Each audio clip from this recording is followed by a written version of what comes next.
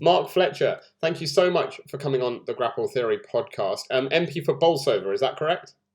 That's right, Jamie. Yes. Fab. Well, thank you so much for coming on the Grapple Theory podcast. Of course, also sort of co-member of the APPG for Wrestling that was set up sort of after the pandemic in the wake of speaking out. So talk to me about, first of all, I think it's important for our viewers to know, what is your background in wrestling? Are you a fan? Have you been watching for a number of years, or is this something you're relatively new to? No, just a fan. In terms of, I've got no official position within the industry. I was a fan when I was a kid. The Undertaker kind of got me hooked. And then I was around for sort of the Attitude Era. That was in my early teens. And I sort of loved that. And then I kind of, sort of after the sort of SmackDown 6, I kind of lost interest in wrestling for a bit. And then probably about 5-6 years ago, I sort of rediscovered my love for wrestling. And I have, being an MP is a relatively busy job, but wrestling is one of the few things that I can kind of just go and watch and enjoy in the moment, whether that's, I stayed up till 5 a.m. on Sunday morning watching the AEW pay-per-view. I'm hoping to be at Progress on Sunday. So it's something that I just really love. And it's the same, my co-chair, who's Alex Davis-Jones, who's the Member of Parliament for Pontypridd, a Labour Member of Parliament. She's the same, she just loves wrestling. We didn't know each other at all before we started on this, but we're two people who have, we're members of Parliament. We have many things that we need to do, but in the spare time that we get, we like to dedicate it to the APPG on wrestling.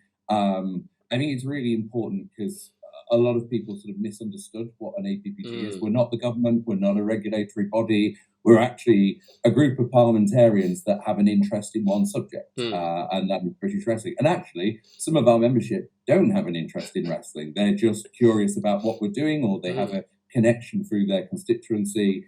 But it's a group of us who are just trying to work together and work with the industry. And as you rightly said, it was during COVID and actually just after the sort of speaking out movement that we were formed. And it was a particularly challenging time for the industry, as it was for lots of industries. But the speaking out movement was sort of drew Alex into wanting to do something. I'd actually had a couple of meetings before COVID about setting something up. And as I say, we'd never met, but we both share a real love and passion for the industry. And so we decided to come together and see what we could do.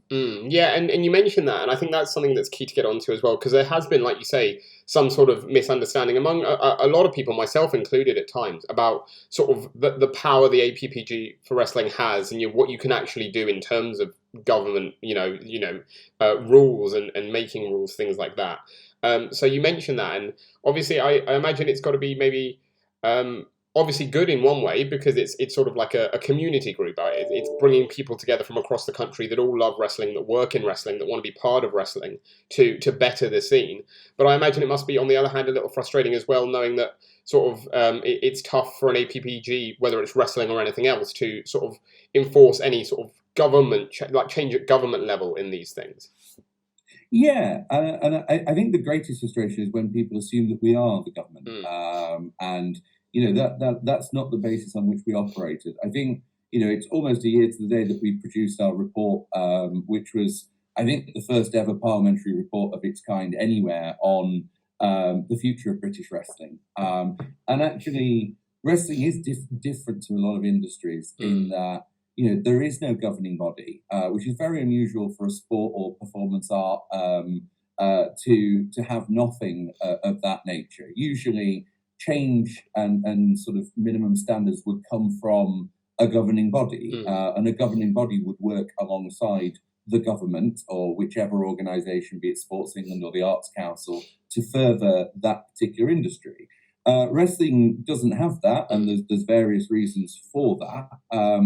But we're in a position in which we are trying to act as conveners. We're trying to act as people who are able to help in some of the areas that we think are very non-controversial. And so, things around safeguarding, things around wrestling, sort of wrestling ring standards, things around the health and safety that's involved, things around concussion protocol. They're as relevant to wrestling as they are, many other sports. And we're able to go and meet with ministers, representatives, external bodies, people like the British Standards Institute, the Health and Safety Executive, and to correspond with them on behalf of the wrestling industry. But we are not in any way a sort of a governing body. We can't decide the future of British wrestling. We can help to identify some of the issues that are there, and I think we've done that in considerable depth. And we can also, as we did last week with the conference that we had, we can act as a convener and a group of people, bringing a group of people together that love wrestling. But both Alex and I said at the very start of that conference, and we will say till we're blue in the face, we're not there to run British wrestling. That relies on fans, promoters, wrestlers, whoever else is involved, academics, to come together themselves. We offered the room and we offered an agenda, but the decisions or the conversations were entirely other people. Of course. But can this be sort of a group where, again, like we'll get onto the meeting that you had recently last week, but can this be a sort of group where, you bring these promoters, these people that work in wrestling together and sort of can internally decide rules that wrestling can run by? Because obviously, like you said, there is no governing body. But can it be a situation where everyone comes together and it's like, okay, these are the rules we're going to run by, and any promoters that don't run by these rules aren't part of our community, as it were? Well, I think that's not a decision for us, and by which I mean the APPG. I think that's a perfectly acceptable thing for the wrestling industry, in whichever guise you want to sort of break that down, to take. But I would be very nervous about having an insider and an outsider club. And actually, if you go back to the report that we produced, we took some criticism for speaking to some people who are considered unsavory or are considered to be difficult or whatever. And actually, I think one of the things that we tried to do as parliamentarians was to be fair to everybody, to give everybody a hearing and to give everybody a platform. And if someone had been accused of something, or if someone had been perhaps considered to be a bad egg, to give them the chance to respond to that, because that's sort of what we do on select committees all the time, and to try and give a sort of a grown-up structure. But I don't think the APPG is in a position, it isn't in a position where we could sort of start something like that. We can enable it if people want to build off that. And absolutely, there were conversations in the room about minimum standards and ways in which we could work together on things, and by we I mean the industry. And from a totally personal perspective, I think a governing body would be a fantastic thing for British wrestling. But I'm not there to create it or to run it. That's got to be the industry. I think that's the thing, isn't it? I think at the heart of it, we're all wrestling fans, and I think at the heart of it, we all want to see the industry thrive, but also be a safe place for people. And I think that's why there was probably, like you mentioned, that you encountered some sort of backlash talking to people who may have been named in speaking out and things like that in your report. Because as fans, we don't want those people anywhere near the business. But in the last few months, we have seen people who have been named in that sort of creeping back into wrestling. And I think that it disheartens a few people, I think, honestly. I think it makes people think that no change really has been made since speaking out. And I know, obviously, like you say, the APPG isn't there to enforce change. It's just sort of like a community discussion group almost. But is that sort of unsettling that these people who maybe aren't as well regarded as they used to be pre-speaking out in the wrestling community are sort of finding their way back in, and it's leading to people sort of losing heart in the wrestling industry as a whole? Yeah, I mean, I think actually, I think there has been a considerable change, and I think if any wrestling fan were looking to be fair, and I think there are a number of people who are no longer involved in sort of the wrestling industry that were sort of there before. I have seen cases of some individuals coming back. Or being mentioned in shows actually around the world. I try and read the Wrestling Observer when I can, and that I've sort of seen names crop up. But I mean, there's always a really basic point that I come back to is that if anyone did something illegal, the correct body for that is the police. And I'm not in a position to be judge and jury on a lot of these accusations. This is the same thing that I would say to any constituent that came to me with a similar thing. And I think as parliamentarians, we have to set an example on that front. I think some of the individuals and what they supposedly did was very unsavoury and not something that you would want to see. But I think the final point I would make is that the ultimate arbiters on if a show is a success or not, or if people should be on a card or not, are fans.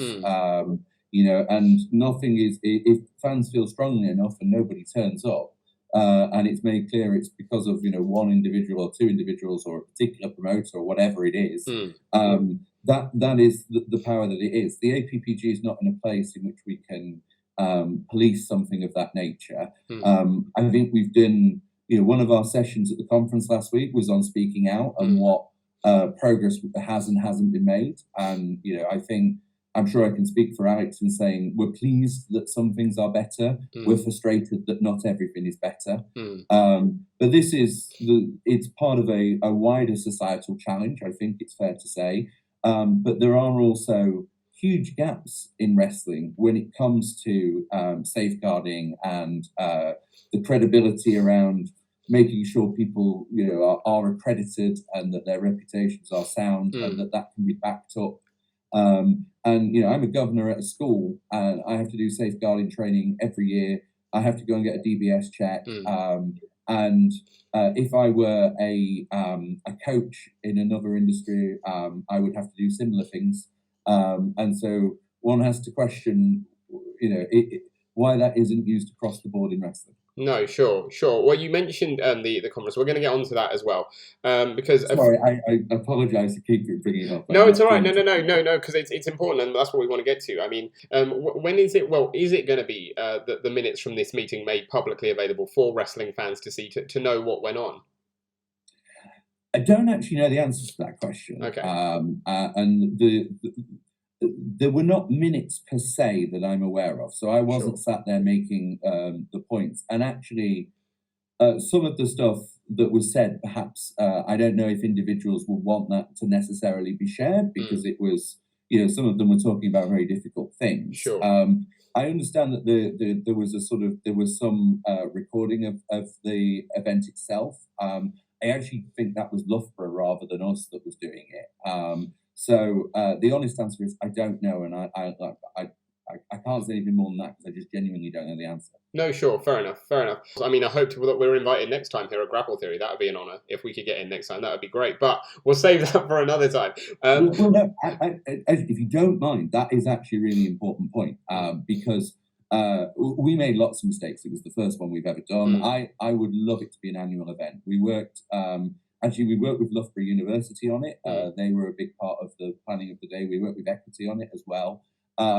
And probably by about, we started about 10:30, and by about midday, we already had a list as long as our arm of things that we wish we'd got better. And some of that was the invite list, and some of that was around the logistics. But I do think one of the things that we don't want to be is an exclusive club. If people have an interest and we miss them, and actually it was one of the things we asked in the room was who else should have been here. And I think it's a really, really important point is that if the industry is going to grow together, then we need the voices of the industry in that room.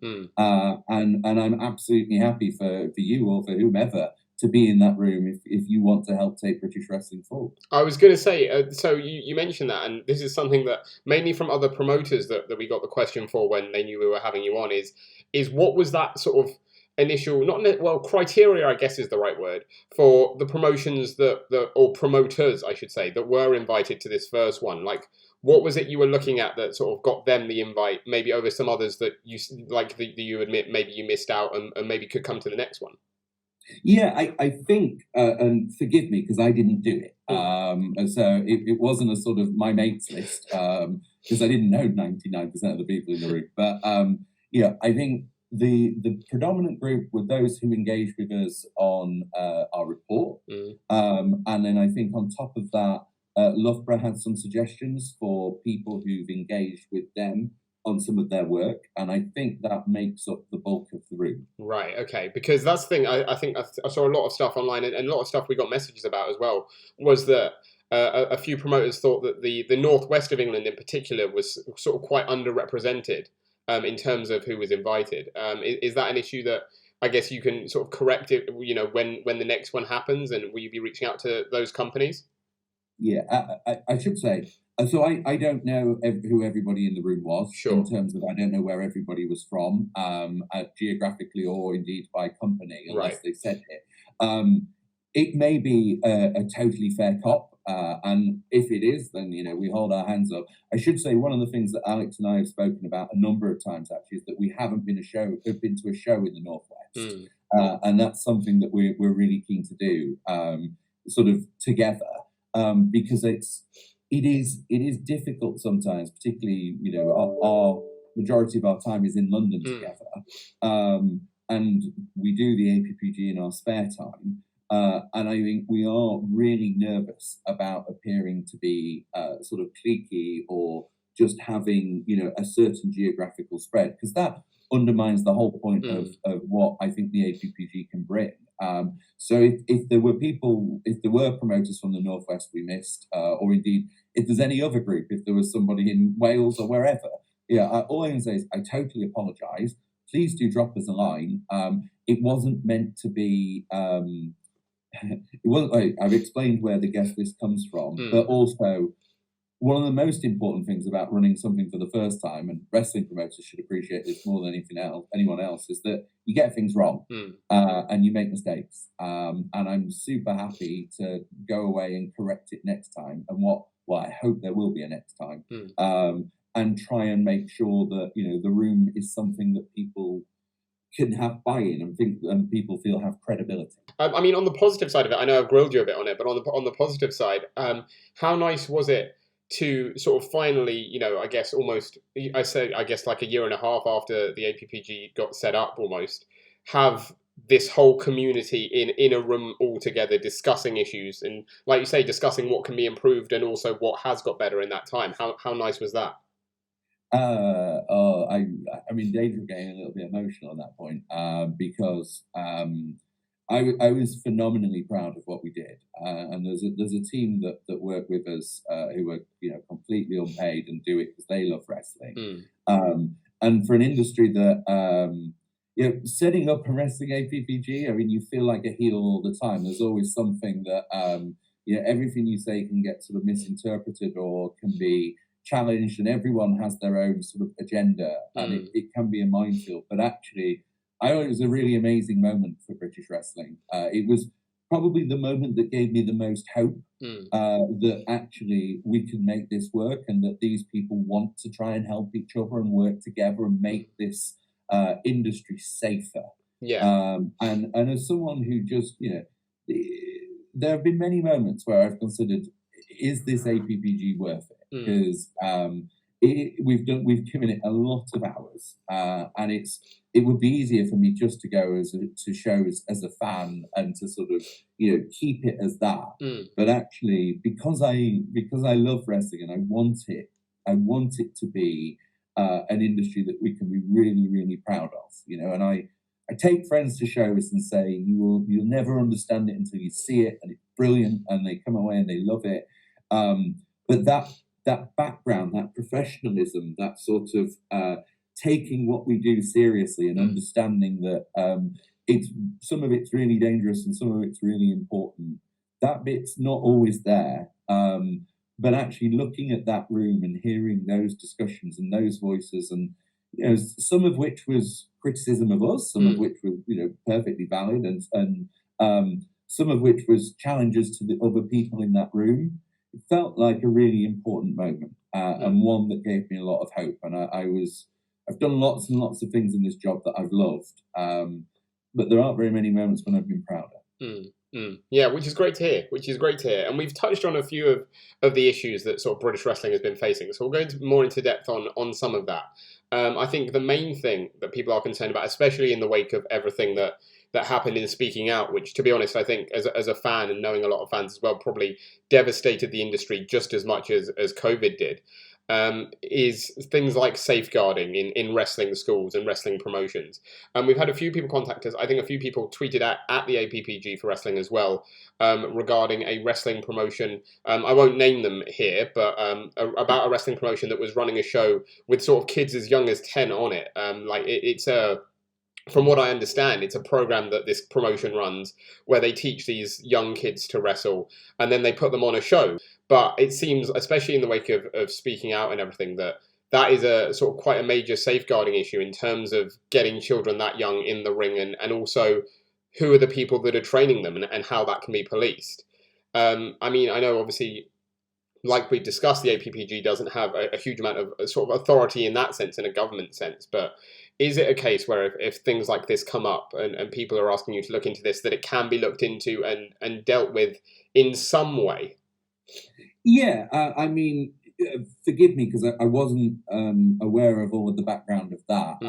And my instant reaction is that children shouldn't be in wrestling shows. And as you rightly say, there are serious concerns around that. I think if you look at the sort of the wider scope of what we do in Westminster, there was some legislation that was passed, I think last year actually, around coaches of young people, and ensuring that there's greater legal protections. That wasn't just inspired by wrestling, that was across a number of industries. But I think certainly Alex and myself mentioned wrestling in that context because it's quite important as a sort of a wider concern. I think there are significant issues around wrestling schools generally, and what constitutes a wrestling school, what the safeguarding is there, what the expertise is there. What are the qualifications for someone to set up a wrestling school? And it's not an easy one to answer in terms of pretty much, I could go and do one tomorrow, unfortunately, and I have no idea what I'm doing. Yeah. And so, the second part of your question is important, because when people get in touch with things that perhaps need actioning, we do have a variety of things. So we could, if the promotion is based in a particular area, we can contact that MP, and they can take it up with some of their relevant authorities. It may be that it may be the promotion's done nothing wrong, but it may be that they have, and they've gone against the licensing issue with the council. It may be they've gone against something that the police would investigate, or another body. It may be something that we would want to raise in the chamber or with ministers, and we've done both in the past. So there are a variety of things, and also there's always new legislation coming, and we're always looking to sort of make sure it's as strong as it can be. And if there is a particularly egregious element that comes from wrestling, then we can look to amend it in a way that is suitable. Sure. So it's not, it's a sort of add-on to our day jobs, if I can put it that way. Both Alex and I are MPs and lawmakers in that sense. We both speak in the Commons, and Alex is amazing because she's a shadow minister as well. But we have tools that we can use on a day-to-day basis, and we have colleagues that use those tools as well. And we want to use those where we can for wrestling. For sure. I think one of the things is that, again, speaking as a wrestling fan myself, is the fact that I think to the outside, and this is just my opinion, and obviously you deal with more MPs than I do, so you'll know better. But it seems like, because wrestling is this niche, it seems to me that wrestling is a niche in terms of entertainment and sport, that to the wider community that don't like wrestling is maybe a little looked down on, a little sort of like pushed aside as not important, because wrestling, what is it? It's not real, it's not even sport, like that sort of thing. So is it tough in terms of that? Like you say, obviously we've discussed the fact that maybe wrestling needs a governing body or something like that, but is it tough to sort of get those rules, those laws through at a higher level, given the fact that, in my opinion, that maybe people outside of wrestling fandom don't really care about it? Yeah, it's a very funny one, insofar as a lot of colleagues snigger when you sort of say wrestling, Mm, and then you sort of explain where the APPG came from and some of the issues. So there's nothing funny about safeguarding or sexual harassment mm, or concussions or an ungoverned industry that where there aren't a huge amount of protections. mm, And actually, that's a sort of a slightly different ballpark. And actually, when you put it to MPs or civil servants, or indeed, anyone in this sphere, in the context of what the industry actually faces, whether that is complying with legislation or on, sort of falling foul of it, however you want to structure it in our day-to-day lives, people soon open their eyes. mm, There's another way of sort of making that point as well, is that when World of Sport was on back in the day with Giant Haystacks and Big Daddy and whatever else, that garnered a huge following. mm. And there's a lot of MPs of a certain generation that remember that from their childhoods or from their teen years. And wrestling was regularly pulling in 10 million viewers on a Saturday morning. Mm. Similarly, now, I can't remember what the gate was for WWE in Cardiff, but it was SummerSlam in '92 was sort of 80 odd thousand people, I think. It was similar in the Principality Stadium. Mm. It's not a small industry. Like, the fan base of this industry is not small. Mm. When WWE does come to town, it pulls arenas, and it fills them out 2 or 3 times a year. Mm. And so also there's a business case for understanding British wrestling and trying to make a case for improvements. And from the smallest promoter who's running a bingo or whatever it is, a sort of community leisure centre, through to the biggest promoters who've done Wembley Arena or equivalents in Scotland and whatnot. They're all connected. Mm. And actually, people, when they get good, end up in the sort of the bigger promotions. And we need to make sure that the culture's right in all of them, and that it either those that have got the very best practice, it feeds up or it spreads out. And I think that's just a really important principle of what we're trying to do. Sure, sure. No, absolutely, absolutely. One of the other questions, we mentioned equity as well. You mentioned equity earlier. We had another question from a fan, Matt. Matt, if you're watching, this question is yours. It says, do you see equity as the ideal base for an overseeing guide for wrestling promotions? I think they're a big part of the conversation. Mm. Again, I'm hesitant to say, because I don't think it's my decision to make. And I think we asked them to speak at the conference. It was the sort of rare moment where a Conservative MP was sort of being nice about a trade union, and I think we all appreciated that. But it was also they were involved in sort of sponsoring part of the event, because that was we don't have any money as an APPG. And I think a lot of what they have to say about the industry and what performers should expect is really worth taking on board. They have their own frustrations with some of the things in wrestling, and they have their own challenges. I don't want to say that they are the solution. I think what they have to say is a big part of any solution, and I think it's important that people hear it. But again, I thought it was really important that they got to address that room, and I thought they did a very good job. But it's not for me to determine, nor is it anyone else in the APPG, how we go forward. No, sure, sure. Something else I wanted to ask, because we mentioned again, like the DBS checks and safety checks for people potentially in wrestling schools or promotions, things like that. And I know, obviously, like we've mentioned the governing body before, and hopefully one day it happens. I think that's the end goal for a lot of fans that want to see someone who can actually rule wrestling and make sure we have these guidelines. But I don't know if this is something that has been brought up, but obviously in like American things like that, state to state, they have different sort of sport and wrestling rules, guidelines for what can and can't be done. Is there sort of, do you think the possibility that something similar can be done in the UK, sort of like, even if it's not on a national level, like a county to county level, where you know, if there's something fishy potentially going on at a wrestling promotion, like that can be the job of that county council to explore and to sort of look into and approve or disapprove. Yeah, I think you were referring to sort of athletic Mm. commissions in the US, Yeah. and yeah, I think there is obviously, I mean, councils, particularly if it's for a show, there will be a sort of there will normally be a license involved, and Mm. there will be enforcement procedures and expectations around such a license. It gets into a slightly different position, and it's different insofar as my knowledge isn't as good, and around things like wrestling schools, and what roles local authorities have in that. I mean, if you were looking at a broader sort of educational institution, they would tend, whether that was a care home or a school, they would tend to be governed by Ofsted, Mm. which is a different thing. And but I don't know what role local authorities have in that process necessarily. I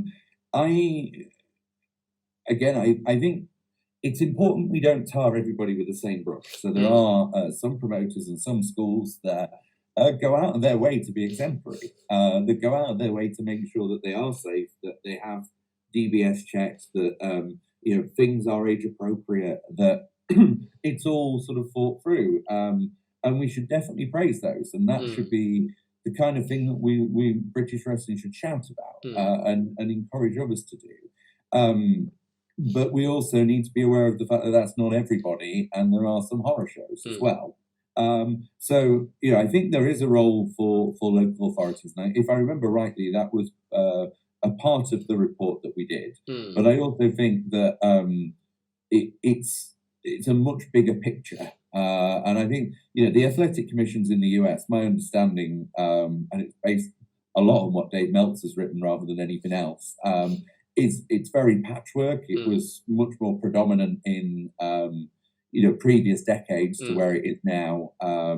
And actually, a lot of it was around sort of use of blood, rather than Mm. necessarily around anything that was in the backstage area. Mm. Although I think that there's some mandating around use of medics or medics on site, which is quite positive. But yeah, I'm not necessarily sure that county councils are the right level, because I think actually in my area it would be the district council that Mm. would approve the license. But yeah, definitely we need to find ways in which some of these promotions of schools can be held to account if they are falling foul of our expectations. Absolutely, absolutely. And again, I think that leads back to, I guess, the frustration I'm sure from yourself and from fans as well, in the sense that if promotions are falling foul or doing things that are seen as unsavory, that potentially there's not a whole lot at the moment that can actually be done about it in a legal sense, in a sense to actually get rid of either these promoters or the promotions or the people within the promotions that are doing the wrongdoing. Yes. And equally, there's a real challenge around some people who want to badmouth some of these promotions because they have their own axe to grind, Mm. and they don't always, and it's a very difficult thing, to be in a position in which someone can be painted as something that they we're told that they're one thing and they're not necessarily. Mm. But I think it would be fair to say, for Alex and I, our biggest frustration is the fact that this industry is 50, 60, 70 years behind where equivalent industries are. Mm. And actually, yes, it's a sort of a weird hybrid in terms of it looks sporty, but is actually art. And yes, it's a little unusual in where it comes from, Mm. in its origins, but it's not a million miles away from other things, whether that's theatre, whether that's ballet, whether that's there are comparisons in what they do, and actually a lot of the training is very similar. Mm. But it is a great frustration that when there are people who break the rules or fall foul of our expectations, there isn't a lot that's there Mm. to sort it. Usually that would come from a governing body. We don't have one of those. We are reliant on Twitter as a sort of a way in which we can find out and share what is going on, but that is not a reliable platform or witness. Mm. And actually, the other thing that is probably a small frustration just for me, is that some of these people, what they've done, if it is true, is illegal. And they should be facing the full force of the law. And it's very difficult to try and justify action or inaction in an industry when people have broken the law, apparently. No, sure. And sort of focusing on indie wrestling with something you mentioned there and what you mentioned before about sort of WWE show in Cardiff. I think there was a little bit from what I saw on social media of ire in terms of the fact that obviously you guys, and I fully appreciate you guys have, and I'm sure other people do, have full-time jobs and you go to wrestling sort of as and when you can, when you get time, and that's fair enough, that's like everyone else. But in terms of the sort of, I guess, support that was shown for the WWE show in Cardiff, especially when it was announced and Vince McMahon was still in charge, and we all know what's happened with him, obviously, in subsequent months. And I think that a lot of people were a bit frustrated in the sense that didn't shine a great light on how the indie scene could be expected to be treated when that support was going to someone who, again, allegedly has done these things, and that's why he stepped down from WWE. But also the fact that, I think, like you say rightly as well, in the sense that, you don't have time to go to shows every weekend or as much as you'd like to, but the sense that, like, WWE has a show and you guys are all there and representing the APPG there, but then certain, like, maybe smaller promotions across the country are a little, like, where's our attention? And, like, I see that side of it as well, because I think that a lot of fans have been a little frustrated by, I guess, what they perceived as inaction, and I appreciate, like you've mentioned now, that, the APPG doesn't have the sort of the control that people think it has. But is it important for you guys to sort of branch out and sort of maybe, like you said earlier with the Northwest, show your face more around the country among more wrestling promotions? Well, the simple one-word answer to the last bit is yes. I didn't go to Cardiff. I don't watch WWE. I don't like WWE. I have no interest really in what they're doing. I haven't watched WWE for probably 5-6 years now. That being said, I think them coming to the UK is a really important thing for wrestling. And like it or not, they have a brand that resonates with a lot more people. And actually having 80,000 people, lots of whom will have been casual fans that might have been encouraged off the back of that to go to a local show or to rediscover their love of wrestling. I would argue is a positive. From my own, I think my general point around this is that we don't live in a world of absolutes, right? Like, WWE is neither an absolute right or an absolute wrong. Going to Cardiff is neither an absolute right or an absolute wrong. I think being excited for a show, a big wrestling show in Britain, is probably like the APPG would look a bit daft, and all wrestling fans would look a bit daft if we weren't like happy about that. Now, there are lots and lots of things that are wrong with WWE, and Lord knows you and I could do an entire 3-hour podcast on whether it's the culture that they've had at the organization, whether that is the way in which they treated NXT UK, whether that is some of the issues that they have around their contracting of performers, whether that is their history of how they've treated women performers. We could go along. Well, we could also do their booking, right? Particularly under Vince McMahon. But all of those things aside, they're a massive brand, and we want wrestling in all forms to succeed in this country. And I just think the notion that we're happy that there's a big wrestling show, that ergo we absolutely support WWE, is nonsense. And we don't live in a world of absolutes. And you can be excited that there's a big show and also be critical of many things. And also, incidentally, it's much, much easier to land criticisms if you are in the room with people. And this goes back to one of my sort of fundamental points, is that we need to speak to everybody in the wrestling industry, and absolutely we need to go to shows in the Northwest and the Northeast and Scotland. That's going to be a big part of what we do over the next few months. And I can understand anyone who is based in those areas that isn't necessarily sure about the APPG and what we're doing, because we haven't been in front of them, we haven't explained it. But I just, again, I didn't go to Cardiff. I had no interest in going to Cardiff. It didn't appeal to me. If AEW land in London, I'll be there in a heartbeat. That's fine, but that's more my thing. I watch independent AEW and Japanese wrestling. That's what I like. So, horses for courses, but I just think there's a fair cop, and then there's also being unfair. Sure. And I mean, some of that criticism is just unfair. Sure.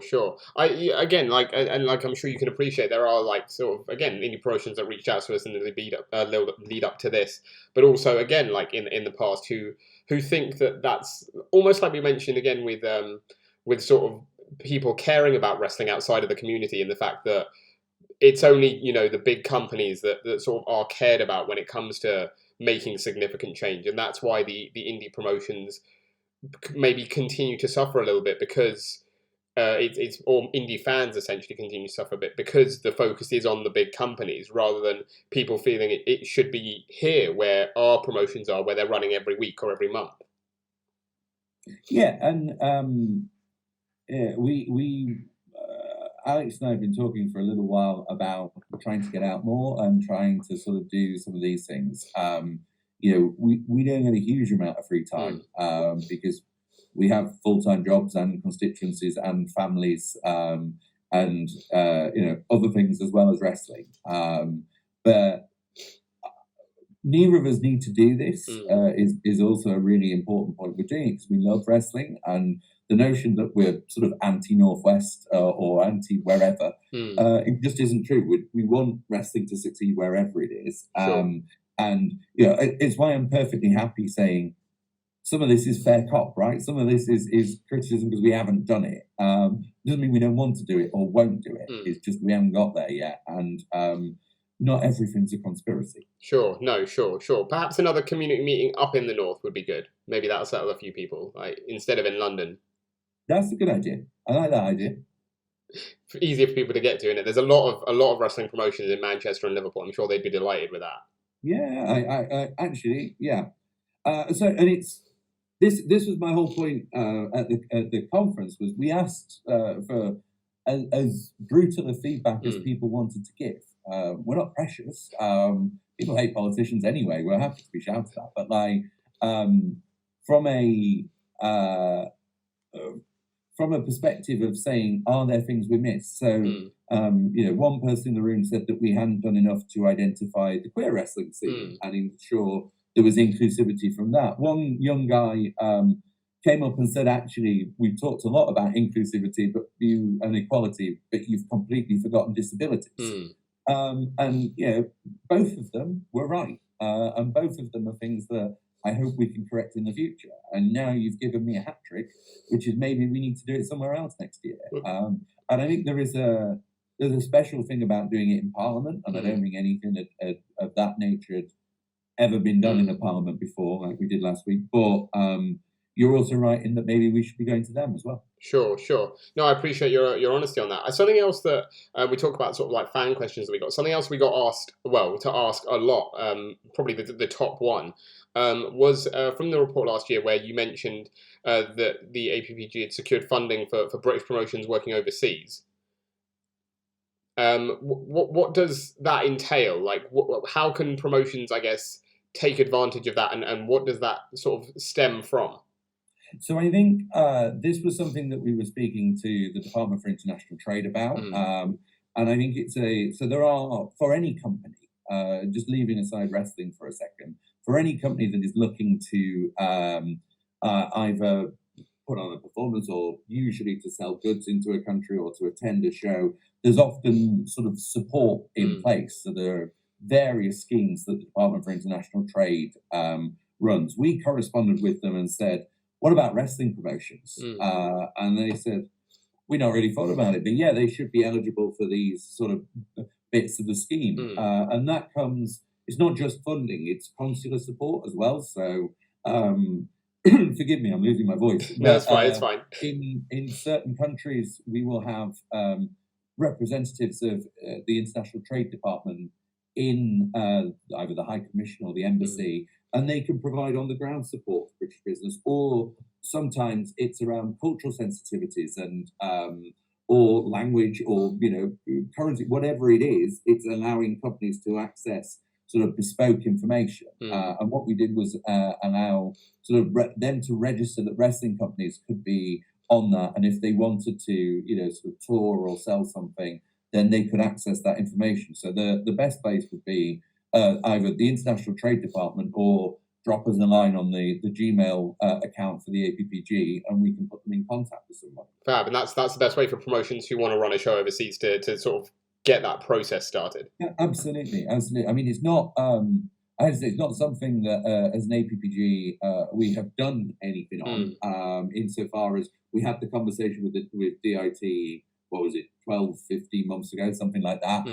No one's come back to us since then saying, can we speak to, or who did you speak to in DIT? But it's also something we can rekindle and would be happy to do so. Sure. And the lead on from that we got asked a lot by fans and sort of other promoters as well is that obviously I'm sure you know that Progress is doing their show out in the Middle East next month. Are they one of the companies that sort of took advantage of this scheme? Like, not took advantage in a bad way, but like did they use this scheme to is that what they used to put on the show out there?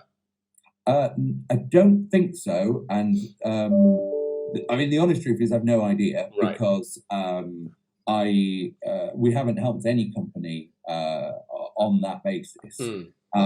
So unless they accessed it sort of independently, which they may well have done, but I don't think they did. Sure. So the answer is I don't think so. Sure. Okay. All right. No, thank you for clearing that. We got asked that a lot. That was something that the people wanted to know quite a bit. And so, in terms of again, you mentioned sort of like people reaching out to you. I noticed like a couple of other people said that like your website is still down, things like that. Your website got taken down or is like being revamped or something. Like, what is the process of that? Like, how can people find out more about you essentially? Because like you said, Twitter's, it can be a great platform. It's not always the best platform. So for people wanting more information, how can they actually get that through the APPG? I mean, our Twitter feed is the one that we update the most. The website that we had was entirely funded by the guy Danny Stone, who's our secretariat to the group, who's an amazing man, and he hosted the report on the website for a year. That was what was on the website. There wasn't that much else. Our membership in terms of which MPs and peers are involved is a matter of public record. The report is now on Alex Davis Jones's website, so if you Google it, you will find it on there. You can always email us, and I'm going to get the email address wrong, and Danny will shout at me, but I think it's appgwrestling@gmail.com. If it's not, I apologise. It is. If it's not, we'll put it down at the bottom. Yeah. Sorry, Danny. But I think when I say we have no money, that is literally the sort of, we are an entirely voluntary organisation. There is no funding for us. The conference last week was sponsored by a university and a trade union. For costs for things like hosting a website, we made the decision when we had the report to put it out there for a year. We didn't renew it just because it's not fair for Danny to pay for it, and I think there are limits to how much we can spend on this, whether that's time or money. And I buy enough wrestling ticket shows to feel like I contribute to the industry. But if anyone's in any doubt or has any concerns, always email us, and we will do our very best to respond. But we're not hidden. I think it's an important thing, and it's. There's no giant conspiracy theory on this. It's not a work. We are legitimately just fans trying to help. Sure. And again, something else we had a few fans ask about. A couple who said they'd sort of tried to email you about it, or like maybe did email you about it but hadn't heard back. Is something to do with again, I won't name promotions, but we've heard from a few people looking into it now that like there's a couple of people that run a certain promotion here in the UK that have, through another company, donated money to yourself, sort of like for fundraising, for benefits, things like that. And we had the main question was people asking, in terms of calling those people to sort of speak at meetings and things like that, can that be seen as a conflict of interest or any potential, I guess, almost favoritism shown to them and the things they may want to achieve in wrestling because of their fundraising towards you? It's a fair question. I don't think that is the case, because everything that I do is a co-chaired event, and it's one Conservative and one Labour Party MP that front this. I think if I remember rightly, and what you're referring to, I suspect it was payment to come to a dinner. Yes, I think it was. Yeah, was what it was. Which I don't think was necessarily anything more than that. But it's important that that is public. I don't think that we've done anything at any point that would favour one promoter or wrestler over anybody else. Beyond those, and this is an important point, beyond those who we think are exceptional at what they do, and those were largely the speakers at last week's conference, and I think they were judged on their merits rather than anything else. And incidentally, I had nothing to do with picking the agenda. No, sure. No, well, thank you for clearing that up as well. I think another important point to note on is, we've spoken about speaking out and the fallout for that and the impact it's had on the industry. How much, in terms of not just a governing body, but also a support network, I guess, for promoters and for wrestlers who are, still dealing with that fallout, both in terms of their companies or in terms of their careers or just sort of emotionally. How important is that sort of, like we've mentioned, it seems like wrestling doesn't sort of get this level footing that other sports and other sort of arts get access to. How important is it that sort of that changes and that wrestlers are sort of maybe given this platform to sort of share are given support for the things they're going through, essentially, is what I'm getting at. Yeah, I mean, it's a funny one. I don't know if I'm the right person to answer that question, because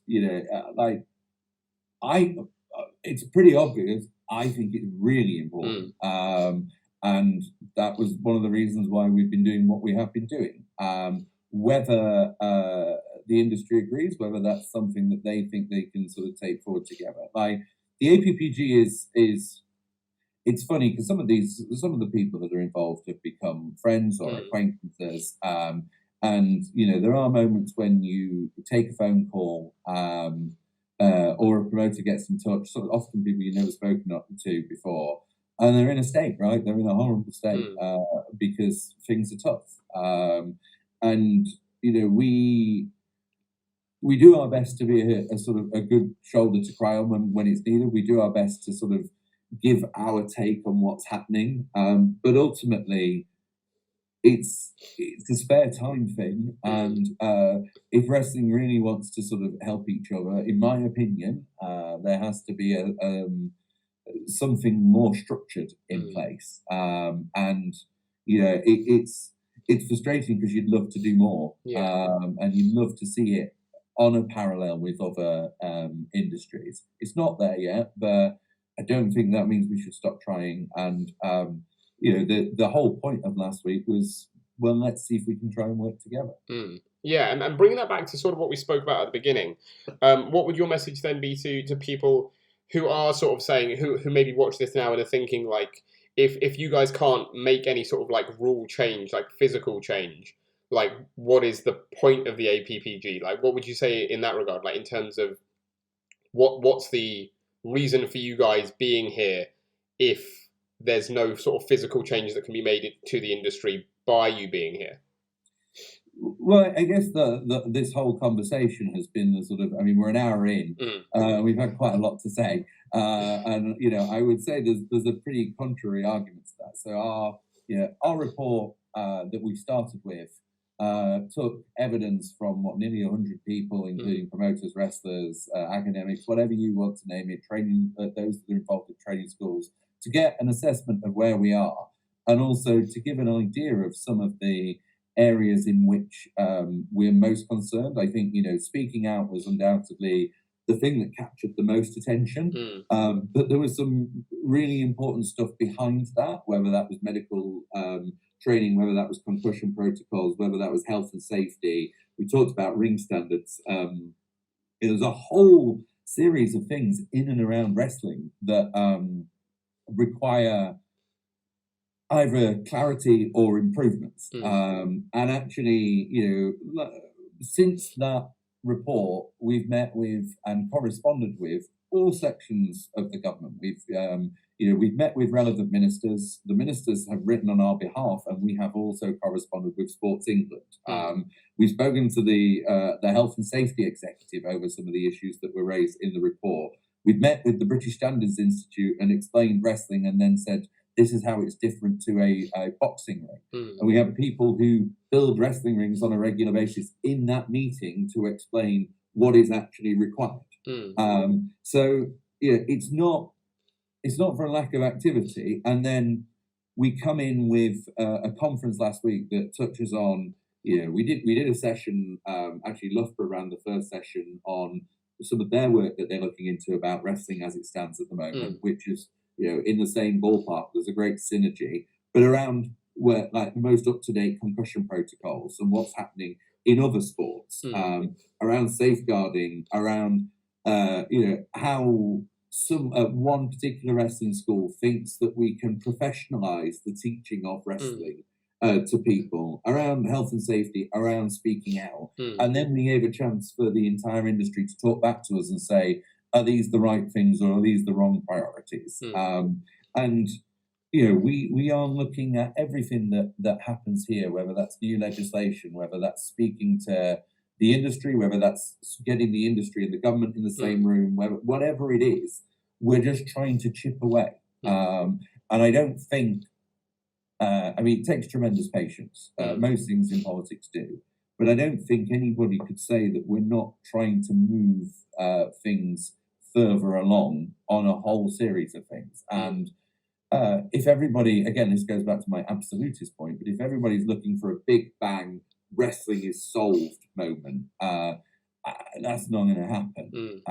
If you're looking for a grown-up, maybe we can work together, bring more people in, try and improve things around the edges, and actually build some momentum, then we might get somewhere. But we're not going to take off overnight as sort of.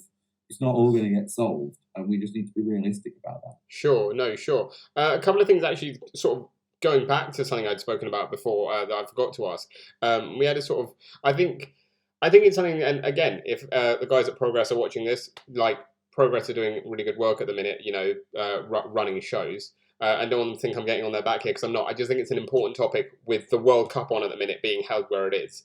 Because obviously Progress announced that show out in the Middle East and got a lot of flack for it. And I think people, again, like I'll happily say myself included, weren't too impressed by sort of like the statement they put out afterwards addressing it. Because I think it was maybe in a sense just sort of poorly written and didn't really address the issues people were concerned about. What are your views, again, as a wrestling fan and someone who works on the APPG, about not just wrestling but sort of sporting events taking place in a part of the world that is seen as somewhere with a poor human rights record, and whether shows should be running there at all, be it wrestling or the World Cup, things like that. Should shows be running out somewhere where obviously it can be a force for change, like we've seen it can be a force for change in other regards, but is it, in my mind, and I think a few fans' minds, shouldn't it be the case that maybe these countries with human rights records that are pretty appalling should clean up their acts first before they get these things, and then then we can go over and give them their awards for cleaning up their act, perhaps?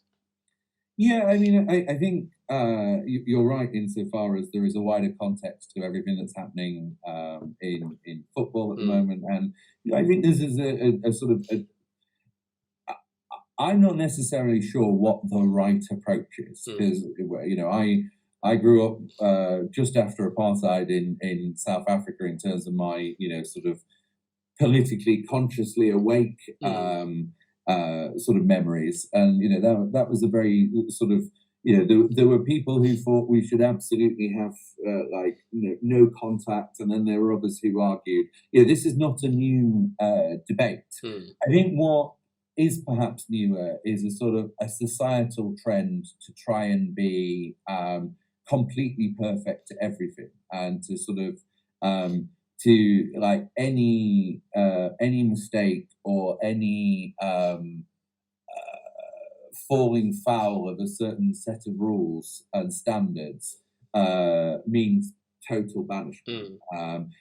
I'm openly gay. I would prefer the World Cup to not be in Qatar, not because of their horrendous human rights record or because of their treatment to sort of LGBT individuals. It's because I think it was a World Cup that was bought and has no reflection on footballing values. The fact that it's a tremendously intolerant country towards people like me is a part of that mix.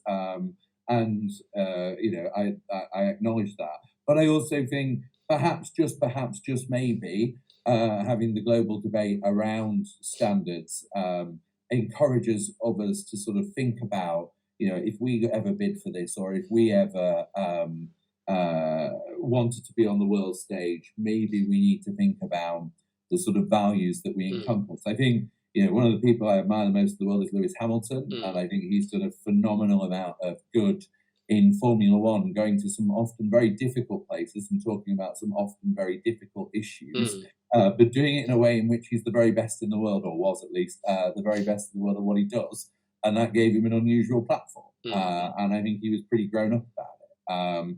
And so I think, my impression, and I haven't read the statement from Progress, I don't think. I understand that they've been criticised quite a lot. I think they were possibly aiming to do something a bit different, but I get a little bit nervous when we just try and make something, but we try and hold people to impossible standards.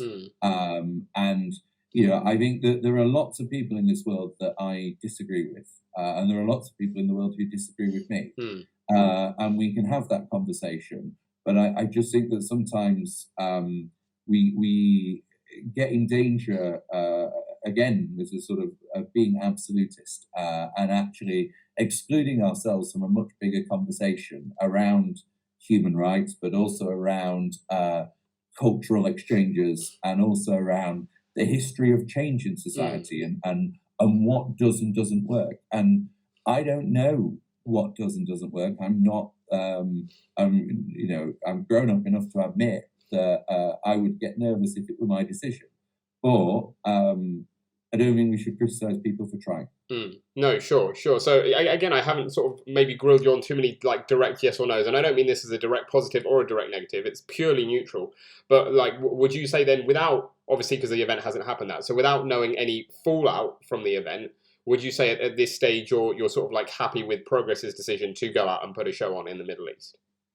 I genuinely don't think that's for me to answer in the nicest possible sense. I think, if I were looking at it, I think that they are in a situation in which they have heard the feedback, I am sure, for those that are concerned. They have also, again, put out a statement that I haven't read, so I apologise for that. And beyond that, I don't really know a lot of what the situation is. I understand that they were trying to do something around female representation in wrestling. That's about as far as my knowledge extends, but you'll have to forgive me because I just don't know all of the arguments involved. No, sure. Well, as someone who's read the statement, and again from other people who have, I think the main concern with the statement was that it didn't really address why people, I guess, from the LGBT community were upset that the show was being held there. And I think that was the main issue that people had, is that it sort of, especially from what I read into, from what I read from it, and what I took from it, was that it was about Progress sort of being, they used the word edgy at the beginning, which I think turned people a bit the wrong way, because it doesn't seem like it's an edgy thing to have a show in the Middle East, if you take my meaning. But also, again, like I said, I think it just didn't address those concerns that people had LGBT-wise about the human rights records out there, and those fans who might be part of that community who support Progress, seeing them go to a country where they would be repressed. And I think that was the main issue, that wasn't addressed. I think that, like I say, I think they just had a bit of a PR nightmare with it and got it wrong. But how important is that swinging it in the terms that, if you're going to do these things, then it is important, whether it's Progress or anyone else, that those issues are addressed and that fans can feel like they've been heard. It's important for the business or for any business that they hear what their customers say and that they hear their feedback. I think, I worry slightly that a lot of people do business in Dubai and in the Middle East. A lot of companies do business there, and I think sometimes we apply standards to one that we wouldn't necessarily apply to all the others. Sure. And I think that is sometimes the sort of the danger in something like wrestling is that what to a business person would seem either like quite normal when you put it into the sort of the wrestling sphere. Sometimes it feels like particularly sort of the Twitter sphere of wrestling, it can feel very different. But I've been to some Progress shows. I know some of the wrestlers. I know the promoters. I've never thought that in any way they had any issues with the LGBT community. Oh, of course not. No, we're not suggesting that at all. No. Sort of more helpful, and maybe that is why some people are, for lack of a better term, disappointed by where they are going. But also, I think if you ask them to come on and do an hour on what they're doing in their show and why they're doing it and what their thinking is, that it's for them to sort of answer that question. I didn't feel that as an Arsenal fan that any of the Arsenal players shouldn't go to the World Cup because that's their job. And maybe I was disappointed that I thought there was bribery involved in the World Cup being allocated to Qatar. But at the end of the day, I'm hoping that there will be a positive from all of these things, and I hope that the Progress show will create some positives in Dubai as well. Sure, that's I think the best we can hope for, isn't it? In the fact that again, maybe change can come from it. Is sort of, I guess, I'm mainly not necessarily with Progress, but in terms of the World Cup, I'm very much with the naysayers because of the fact that I don't think it should be out there, because of the human rights record, because of the fact, like you say, they bought the tournament essentially, and over the course of the 12 years, they've done nothing to sort of change that in terms of, like, especially from a wider public perception. They've changed little bits, but not really enough as far as the public's concerned. So I guess even with that as well, I think just the most positive we can look at now is that if change comes from it, then that's a good thing. Yes, absolutely. It also ruined a Premier League season in which Arsenal was sitting top of the league, and I was loving. It's all right. We all knew they weren't going to finish there. We all knew that's not how it would end. Don't ruin my moment. Nah, it'll be sick. It'll be sick. For your sake, I hope it's Arsenal. And to be honest, as a football fan in general, who has no stake in it at all, because I'm a Brighton fan, I hope it's Arsenal as well, because I think it'd be nice to end City's dominance. But I just can't see it happening. I just can't see it happening. You're probably right, but I'm not there yet. I'm still dreaming. No, well, Mark, I appreciate you talking to me today. I know I've taken up a lot of your time, but I appreciate you coming on and chatting through all these issues, because I think they are important issues, and I think that people hopefully now have a sort of, and myself as well, have a better idea of what the APPG for wrestling is there for, and what it can and can't actually do, which I think was the main confusion a lot of people were having, including myself. Well, I'm very grateful to you for taking the time, compiling some really good questions. Also for giving me the idea of maybe doing the conference in Manchester. You're welcome. You're welcome. That's fine. Might just steal that one. Thank you.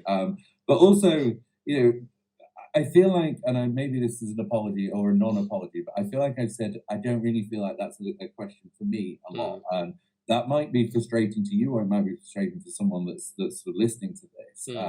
And I get that, right? But I also don't want to come on here and pretend that I'm something, or that the APPG is something that it is not, or that everything's going to be solved in the next, however long. I'm just trying to be really, really honest about where we've come from, where we are, how we think we might be able to play a role in the next bit, however minor that is. And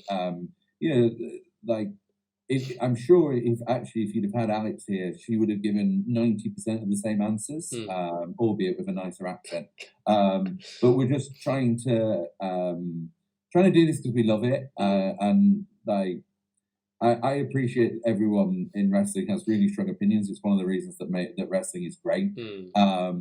But I hope that when people actually hear what it is that we're trying to achieve, they have some support for how we're taking it forward. Sure, sure. Actually, one more thing while I have you here, the final question that sort of, again, I sort of forgot about, but a few people asked, is that um, even when it comes to sort of giving people a voice or who you give that voice to in the wrestling community, certain people, is it tough as a wrestling fan to remain unbiased in terms of, maybe not siding with people that better, like you said, like with a lot of that sort of conference, you didn't know a lot of the people, but what can you say to ease fans' minds in the fact that despite being a fan and despite being a more frequent visitor of certain promotions, you can still remain unbiased in terms of the giving voices to everyone?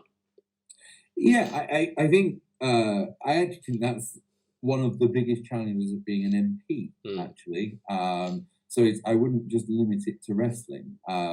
There are groups that you see more, or that you are perhaps more socially connected to, and they may tell you one thing, and another side has a very different story. I think it's any MP would tell you that one of the great challenges is to speak to as many people as possible and to hear as many things as possible. Incidentally, one of the weirdest things is chairing an event like that and trying to not call people by their stage names, and then you realize you don't know their actual real names. That is particularly awkward. But yeah, I think this only works if the long term. This will only work as a sort of the industry coming together and making progress. If actually in a few years' time, it's not Alex and I sat at the front of that room. We're there now, and we're trying to bring more people together. And we made mistakes and we do other things, etc. But this will actually only work if there's people from the wrestling industry sat at the front of that room saying, "Everybody, this is my idea," or "We've had these ideas, which one's best?" And at the moment, we're just trying to facilitate getting everyone in that room, and maybe next year increasing the number of people there and like shifting the emphasis slightly. All fair, all interesting things to think about. But I don't want one promotion to succeed or one wrestler to succeed. I don't want one region to succeed or one school to succeed. I want British wrestling to succeed. I want British wrestling to be safe. I want performers that are in there to feel safe. I want them, if they get their head injured, to be properly checked out and make sure that they don't lose their lives. I want medical cover wherever possible at shows. I want kids who go to wrestling schools to not be in fear of being sexually abused or indeed any other abuse. I want British wrestling to be a place where when fans go to shows, they can cheer because they know all of the bits behind the scenes are great as well. I want performers to have to be in a changing room and feel comfortable. Those are not things that, those will not happen if I only speak to the people I know. And the same goes for Alex, and she knows way more people. She's way more social than I am. But, like, one of the great things about working with someone from a completely different party that I didn't know before, and that we only, we literally came together because of our love of this, and we've become very good friends because of it. But it's a great check and balance, and it's a great way of keeping yourself focused. And maybe what I just described was utopia. Maybe people just laugh in my face, and maybe they hated my answer on Dubai or whatever else. But like, I'm only doing this because I love it, and I really, really, really wanted to succeed. And that's all I can add. No, absolutely. No, well said. Well said. Well, I grilled you a lot about politics in wrestling, so I think it's only fair that I leave you with one actual wrestling-based question that has nothing to do with politics. And we like to keep it indie wrestling here at Grapple Theory, so it's going to be indie wrestling. So it's just, if I was going to ask you for your 3 favourite British indie wrestling stars at the moment, who would they be? Who are you most impressed by? Now, this is really bad because I've forgotten his name. There was a 17-year-old kid who I watched. I think he was 17, and he performed in Sheffield in the summer. It was a Progress show. Is it Leon Slater? Yes! He is amazing. And so I'm going to say him first because that Sheffield show was great. Actually, it has a special place in my heart because it was the first time I'd ever persuaded my husband to come to a wrestling show. Congratulations, that's a big moment. Yeah, he loved it. But that match for me was an absolute highlight. So I I will not forget that day in a hurry. But there aren't very many people at that age and that sort of experience level that I have been as blown away by. So I thought that was really, really special. Yeah. I wanted to say Will Ospreay, but you're probably going to tell me that doesn't count. I don't. He's sort of indie, isn't he? He wrestles for Rev Pro, but generally we don't allow him as indie because of his New Japan links. Yeah, but I've been sort of a fan for a long time and done shows years ago that well he was not as big as he is now in terms of either in terms of his physical stature but also his sort of reputation. But he I think he's just been an incredibly interesting wrestler who, when I see his performances, you never know what you're going to get. Whether it's a sort of a very physical, whether it's going to be a sort of almost a lucha libre style like match, and I think he is incredibly impressive. And then I'm going to say Gene Money because he's from Worksop. He's amazing, and literally anyone who has an entrance in which they just fall on their face deserves to have the Gene Money World Championship, and he is a great man. Yeah, so, couldn't agree more. We love Gene here. Gene is an absolute star, and like you say, the other two as well. Leon, just fantastic rising star. One of the best in the country, and he's only 17. It's ridiculous. It makes no sense. It makes no sense for someone to be that good. And what's lovely, so bearing in mind, I get to go to a show like maybe once a month, usually once every 2 months. So I don't always know the wrestlers. Like I don't. You can follow so much in life, and sometimes you're just sort of going in a bit light. But I have to say the quality now compared to a few years ago, it's just fantastic. I really feel like we are hitting it out of the park. So it's very, very nice to see. Absolutely, absolutely. Well, Mark, thank you for coming on the show. We always end by giving our guest one bit of promo time, and it would be unfair, despite your despite the fact you're a politician, not a wrestler, to not allow you the same courtesy. So my question to you, as your final promo, would be this: there are still a lot of people who are going to have their issues with the APPG, who sort of maybe feel like you guys aren't doing enough or that more can be done. What would you say to convince people who are watching this and have stuck with the podcast for the entirety to stick with you, to keep giving you that chance to make or help make wrestling better here in the UK? If you are a wrestling fan and you go to a show, you want to go there and see the very best performers, but you also want those performers to be doing it in the safest possible way. You want the promoter to act in the best possible way. You want the place where they trained to be held to the best possible standards. And you want to know that if something goes wrong, and it's a dangerous thing, wrestling, so things do go wrong, but if something goes wrong, they will be looked after, and that they have a voice as a performer if they are injured. They have a voice, or they have some protection. They're not going to lose their house. They're not going to lose their other job if they have one, because of the sport that we love and that we paid £15 or £20 to go and see. Now, those things are not necessarily utopia, and if you were in most industries, you would say, well, that should happen anyway. Yeah, it should.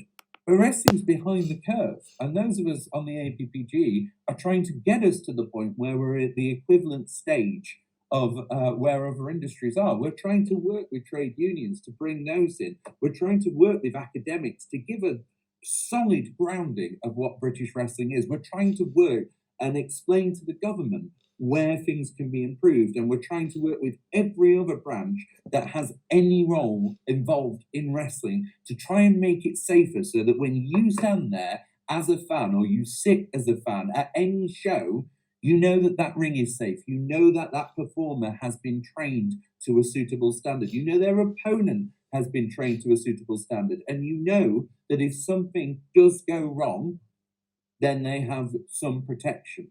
And that is why you should stick with the APPG.